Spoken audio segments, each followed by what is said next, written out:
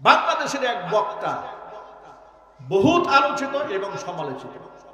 আমি তার ব্যাপারে বিগত বছরগুলোতে জবানকে নীরব রেখেছি যে কার কত বলবো।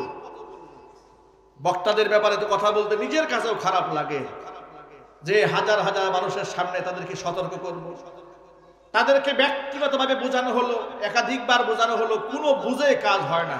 একের পর এক বেফাস মন্তব্য এই কোরআনের ময়দানে বসে তারা করেই যাচ্ছেন। বেফাস মন্তব্য আয়াতের তাফসীরের মধ্যে গিয়ে করেন, ওয়াজের স্টেজে বসে করেন, গাল গল্প করেন, করতে করতে করতে করতে এক সাংবাদিক সম্মেলন, সাংবাদিকদের সাক্ষাৎকারে দিয়ে বলছেন নবীজি সাল্লাল্লাহু আলাইহি সাল্লাম বার্তা বাহক ছিলেন, সেই অর্থে নবীজি সাল্লাল্লাহু আলাইহি সাল্লাম সাংবাদিক ছিলেন বললেন। আচ্ছা, বেয়াদবির তো একটা স্কেল থাকা উচিত, একটা মাত্রা থাকা উচিত। আমি কার সামনে কথা বলছি? তিনি কে? তিনি কি আমাদের সমাজের সাধারণ কোনো মানুষ, সাধারণ কোনো সৃষ্টি? আসমান, জমিন, লৌহ কলম, চাঁদ, সূরজ যার সৃষ্টির কাছে ঋণী হয়ে আছে, নবীরা পর্যন্ত যার নাম উচ্চারণ করতে সাবধানতা অবলম্বন করেছেন, স্বয়ং আল্লাহ রাব্বুল আমিন মুহাম্মদ বলে নাম উচ্চারণ করেন নাই, তাকে আপনি সাংবাদিক বলেন? এই বক্তার জাতির সামনে নিঃসন্দেহে নিঃশর্ত ক্ষমা ভিক্ষা চাওয়া উচিত।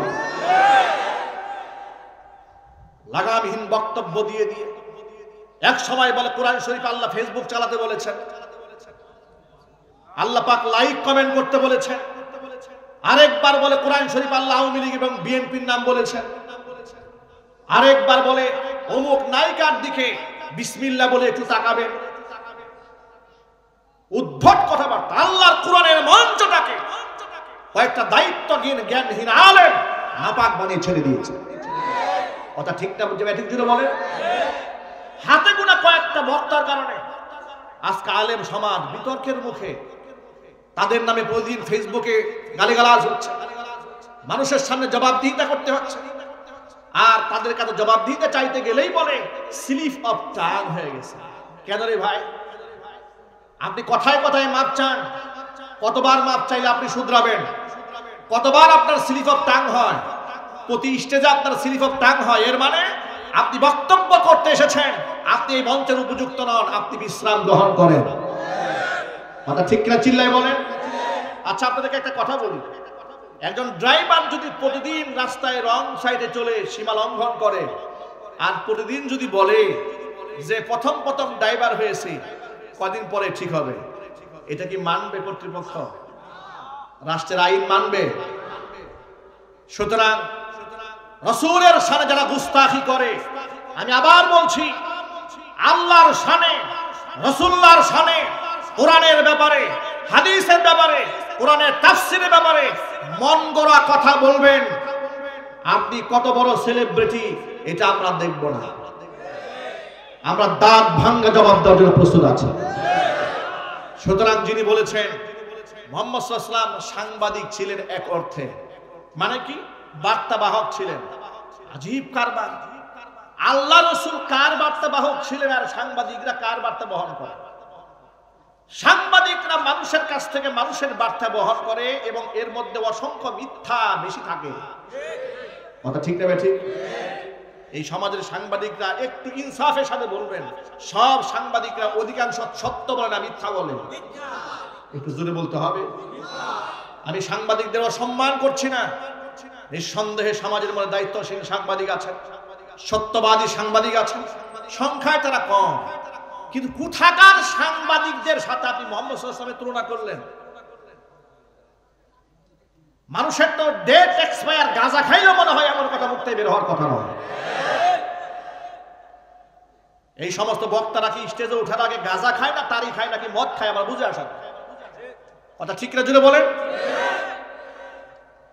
নবীর ব্যাপারে এমন কথা মুখ দিয়ে বের হয় কি করে? এরা কেন কথা বলে জানেন? এরা বেফাস কথা বলতে বলতে এত নির্লজ্জ হয়েছে, এত বেহায়া হয়েছে, এদের প্রকাশ্যে 100 জুতা পিটা করলে এদের লজ্জা হবে না। জাতির সামনে নিঃশর্ত তওবা করার আহ্বান জানাচ্ছি।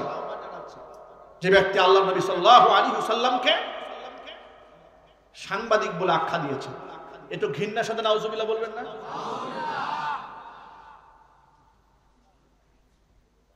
আল্লাহর নবী সাল্লাল্লাহু আলাইহি ওয়াসাল্লাম সম্পর্কে, আল্লাহ রাসূল সাল্লাল্লাহু আলাইহি ওয়াসাল্লাম সম্পর্কে স্বয়ং আল্লাহ কি বলেন শুনেন, যে আমার নবী কেমন বার্তাবাহক ছিলেন শোনো। আমার নবী কেমন বার্তাবাহক, ওয়া মা ইয়ানতিকু আনিল হাওয়া ইন হুয়া ইল্লা ওয়াহিয়ুন ইউহা। আমার নবী নিজের পক্ষ থেকে কোনো কথাই বলেন না, কথা যা বলেন আমার পক্ষ থেকে ওহীর মাধ্যমে যা জানাই দেই সেটাই জাতির সামনে জুড়ে পৌঁছায় দেন। জোরে জোরে বলেন সুবহানাল্লাহ। সেই রাসূলের সাথে এই সমাজের সাংবাদিকদের তুলনা হয়? নাউজুবিল্লাহ পড়েন, আরো চিৎকার দিয়ে এখন নাউজুবিল্লাহ। আল্লাহ এই সমস্ত দায়িত্ব জ্ঞানহীন বক্তাদেরকে হেদায়েত দান করুন এবং তাদের জবানের অনিষ্টতা থেকে, ফিতনা থেকে, ফাসাদ থেকে মুসলিম উম্মাহকে হেফাজত করুন।